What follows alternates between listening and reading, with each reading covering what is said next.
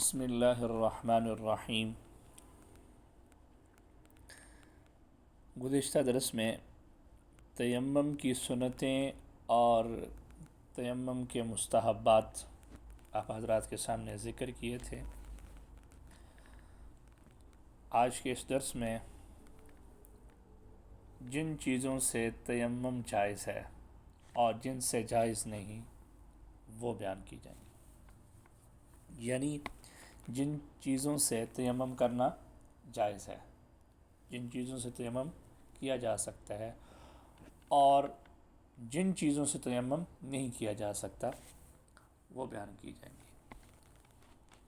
Number 1، مٹی،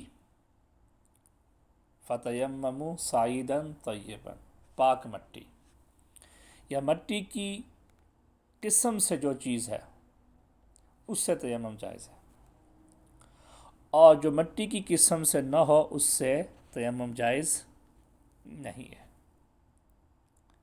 اس بات کو غور سے سمجھ لیں کہ پاک مٹی ہو لیکن پاک ہو، مٹی کی قسم سے جو بھی چیز ہو اس سے تیمم جائز ہے، اور جو مٹی کی قسم سے نہیں ہے اس سے تیمم جائز نہیں ہے۔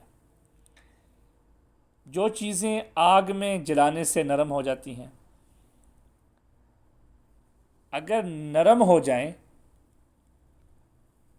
تو پھر تیمم جائز نہیں ہے، راکھ ہو جائیں تو بھی تیمم جائز نہیں ہے، اور وہ چیزیں جو مٹی کی قسم سے ہیں جیسے کہ پتھر کے اقسام ہو گئے، عقیق، فیروزہ، سنگ مرمر وغیرہ، اور جو چیزیں آگ میں جلانے سے نرم ہو جائیں یا جل کر راکھ ہو جائیں وہ مٹی کی قسم سے نہیں ہے،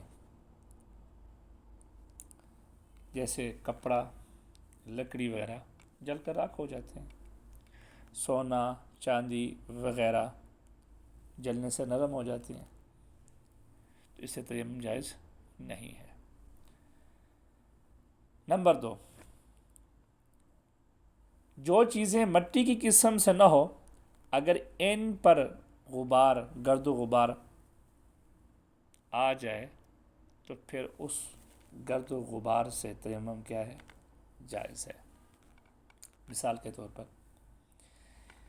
کسی کے کپڑے یا لکڑی یا سونا، چاندی وغیرہ پر گرد و غبار اکٹھا ہو گیا تو اس سے وہ تیمم کرنا چاہتا ہے تو تیمم کر سکتا ہے، ٹھیک ہے۔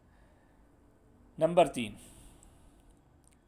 کسی نجس چیز پر غبار اکٹھا ہو جائے، اگر وہ غبار اس پر خشکی کی حالت میں پڑا ہو، خشکی میں ہو یعنی خشک ہو وہ، تو اس سے تیمم کرنے سے نجاست کی کسی جز کے آنے کا خوف نہ ہو تو اس سے کیا ہے؟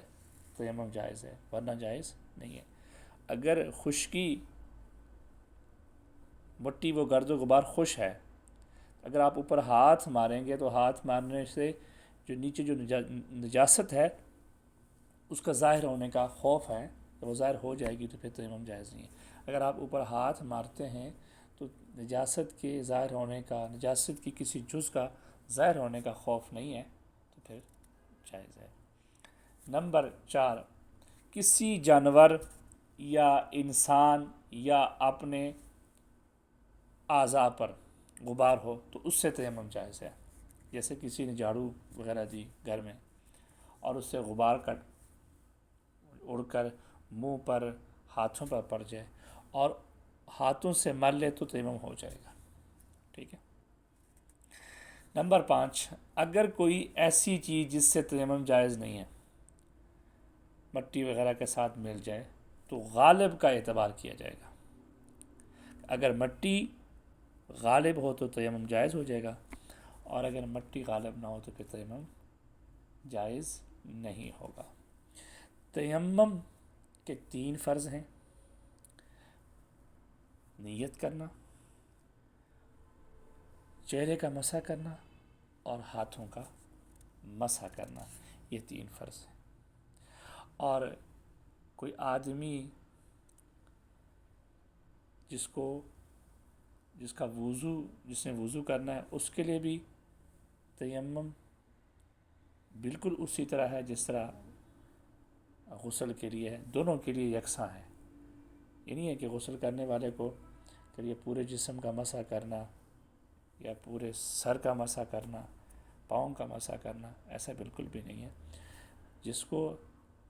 جس نے وضو کرنا ہے اس نے بھی یہ 3 فرض ادا کرنے ہیں، اور جس نے غسل کرنا ہے اس نے بھی یہ 3 فرض ادا کرنے ہیں۔